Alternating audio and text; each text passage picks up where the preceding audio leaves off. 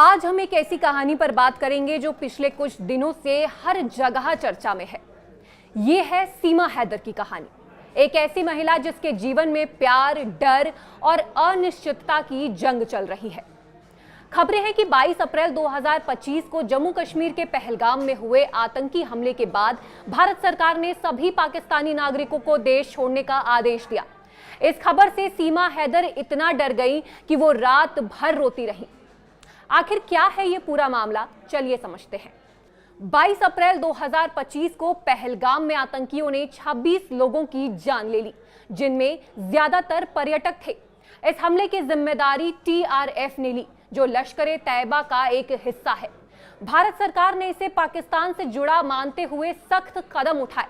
सरकार ने Indus water treaty को निलंबित कर दिया, अटारी वाघा बॉर्डर बंद कर दिया और सभी पाकिस्तानी नागरिकों के वीजा रद्द कर दिए।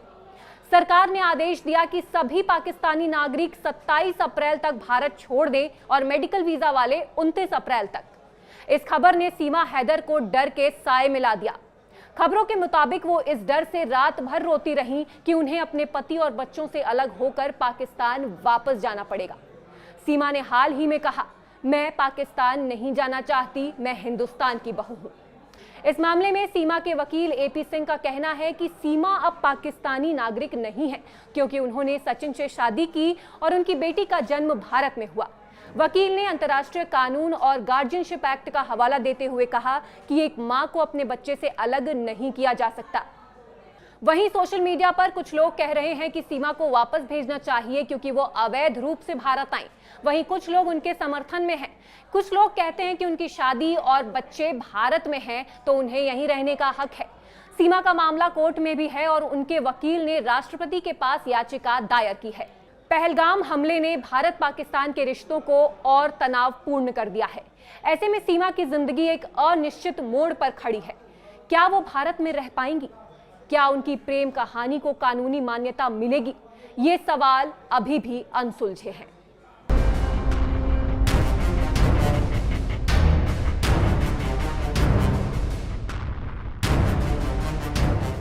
जिस तरह से पाकिस्तानी नागरिक भारत छोड़ रहे हैं, उससे सीमा हैदर भी टेंशन में है। सोशल मीडिया पर उसके बारे में तमाम तरह की चर्चाएं हो रही हैं, जिसमें उसके पाकिस्तान जाने की बातें हो रही है, क्योंकि उसे अभी तक भारतीय नागरिकता नहीं मिली है। वो 2 साल पहले भारत में अवैध रूप से दाखिल हुई थी। लगातार पहलगाम अटैक के बाद जहां पूरे देश भर में नाराजगी है, वहीं सीमा की चुप्पी पर लगातार सवाल खड़े हो रहे थे। हालांकि घटना से 72 घंटे बाद अब सीमा ने अपनी चुप्पी तोड़ी है और प्रधानमंत्री नरेंद्र मोदी और उत्तर प्रदेश के CM योगी आदित्यनाथ से अपील की है कि उन्हें भारत में रहने दिया जाए। पहलगाम में कायराना आतंकी हमले के बाद भारत और पाकिस्तान के बीच तनाव बढ़ा हुआ है। इसका असर सीमा हैदर पर भी पड़ा है। सीमा काफी घबराई हुई है। पाकिस्तान जाने की बात पर उसकी पहली प्रतिक्रिया सामने आई है। मैं पाकिस्तान नहीं जाना चाहती सर। क्या गुहार लगाएंगे अब मोदी जी से? मैं यही गुहार लगाऊंगी मोदी जी और योगी जी से।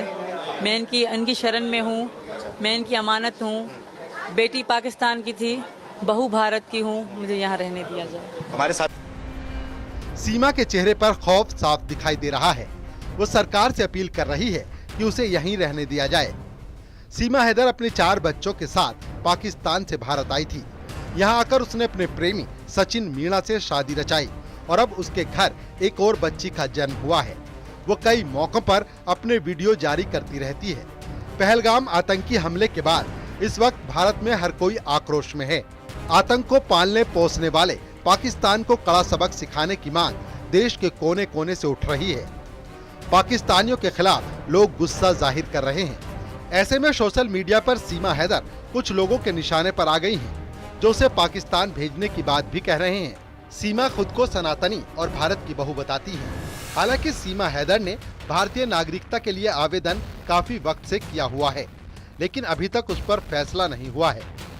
वहीं अवैध प्रवास को लेकर उसके खिलाफ कोर्ट में मामला विचाराधीन है। साथ ही आपको बता दें, सूत्र यह भी बताते हैं कि सीमा हैदर की सुरक्षा बढ़ाई गई है, यानी वहां पे अब निगरानी रखी जा रही है लोकल यूनिट की तरफ से। इसके अलावा गौतम बुद्ध नगर पुलिस कमिश्नरेट ने जो वहां पर कांस्टेबल की तैनाती थी उनकी संख्या में भी बढ़ोतरी की है, ऐसे हमारे सोर्सेज बताते हैं। कहना है कि वह गृह मंत्रालय और साथ ही जो एजेंसीज हैं, इंटरनल एजेंसीज, उनसे लगातार टच में है, चाहे फिर ATS की बात हो या IB की बात हो, वो लगातार टच में है और जो तमाम डॉक्यूमेंट्स हैं वो भी उनको दिए जा रहे हैं और सीमा यहाँ पर रह रही है, इसके बारे में उनको तमाम जो जानकारी चाहिए वो पूरी तरीके से जांच में सहयोग भी कर रहे हैं।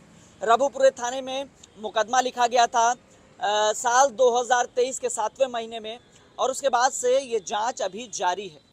सीमा पर क्या फैसला होगा इस पर कुछ नहीं कहा जा सकता, लेकिन आतंकी हमले के बाद उसकी धड़कनें बढ़ी हुई जरूर हैं। ग्रेटर नोएडा से न्यूज़ 18 के लिए हिमांशु शुक्ला की रिपोर्ट।